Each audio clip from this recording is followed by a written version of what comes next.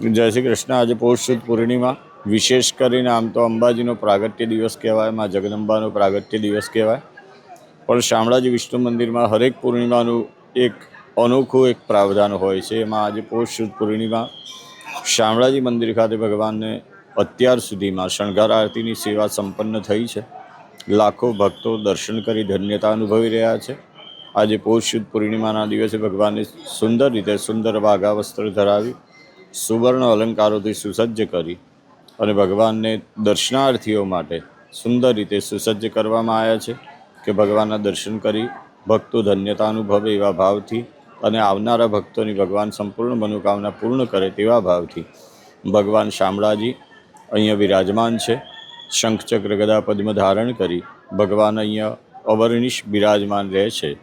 એવો એક સુંદર મજાનો ભાવ આજે પૌષ સુદ પૂર્ણિમા લાખો ભક્તો દર્શન કરી ધન્યતા અનુભવે છે। પહેલા આવ્યા છીએ દર્શન કરવા, પણ બહુ જ એકદમ સરસ આમ ધન્યતા ઉભી કે આમ આપણને એમ લાગે કે ભાઈ મંદિર છે પુરાનું, અને એમ કે મોટી પૂનમ છે આજે, પોષી પૂનમ, તો અમને ધન્યતા અનુભવીએ છીએ એમ કે સારું એવું કેવી વ્યવસ્થા છે? બહુ સરસ વ્યવસ્થા છે।